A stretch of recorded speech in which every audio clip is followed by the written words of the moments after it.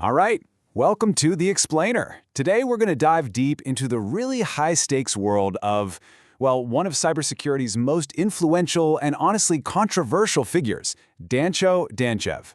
This is a classic story, really, of a researcher who flew way too close to the sun. And that's really the big question we're asking today, right? This isn't your standard biography. Nope. This is a story about the real-world flesh-and-blood dangers you face when you decide to expose the digital underworld and the huge personal price you pay for that kind of crusade. Okay, so to really get a handle on the insane risks he would end up facing, we've got to go back, right back to the beginning. We need to look at the pretty unique skills he was developing when he was just a kid. And he wasn't just messing around. We're talking about a kid who went from hanging out in underground forums to writing, foundational security papers. He was building this deep expertise way before most people in the field even knew what was going on. And his career just exploded. It was incredibly fast. I mean, think about it. He's building Trojan databases in '99, and by 2008, he's a huge public voice in the security world. Every single step just built on the one before it, pushing him more and more into the public eye. Okay, this is where things get really interesting. He joined ZDNet's zero-day blog, and look, he wasn't just writing articles about cybercrime. No, he was actively investigating the biggest players out there. And, well, when you do that, you make some very powerful enemies. So, one of his biggest public fights was with the Kubeface botnet. You might remember this one. It was a super nasty worm, just causing chaos all over social media, especially Facebook. And Danchev, he put it right in his crosshairs. And subtle was not in his vocabulary. He published these incredibly detailed deep dives on the gang's operations. He even doxed one of the key members, exposing their personal info. His work was so on point, so effective, that the gang literally called him out by name in their malware's code. Think about that.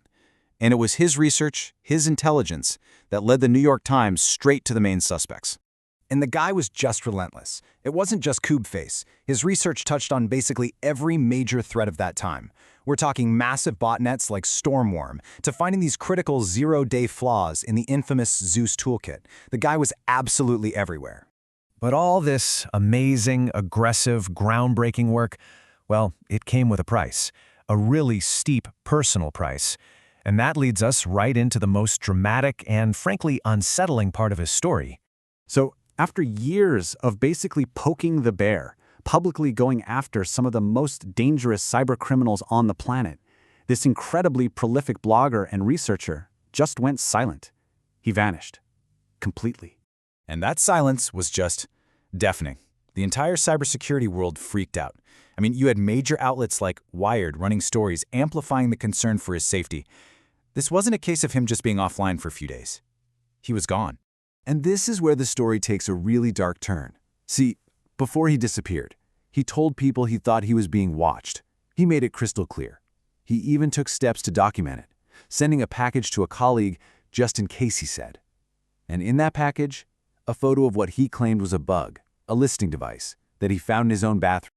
But the absolute most chilling part of all this came out years later. The notorious cybercrime forum Darkcode, it gets hacked. Right? And what do they find in the leaked data? A hitman request, a contract on someone's life. And the target was Dancho Danchev. This wasn't just paranoia. The threat was 100% real.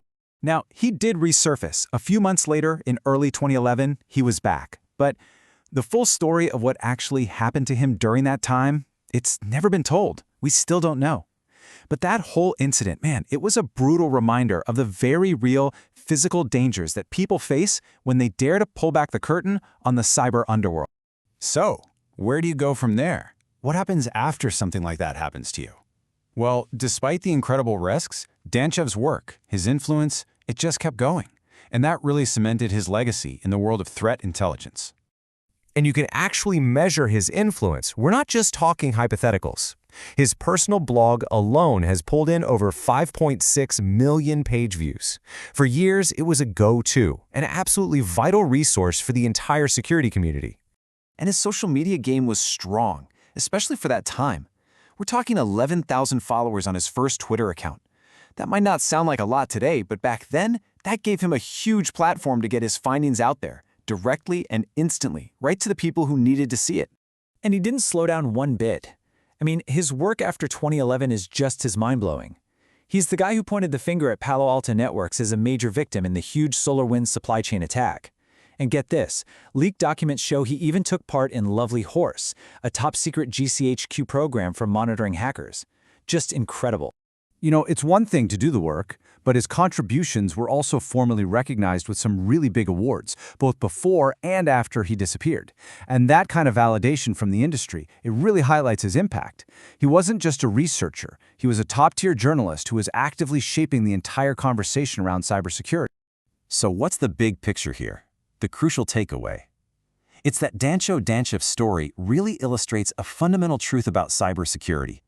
A single person, someone with that level of talent and courage, can make a huge, huge difference. But it almost always comes at a massive personal risk. And that's what his journey really forces us to think about, isn't it? It makes us ask a really tough question. In this world of digital shadows, what is the true cost of bringing secrets into the light? It makes you think about the real price of transparency and the incredible courage it takes to face down threats that want nothing more than to stay hidden.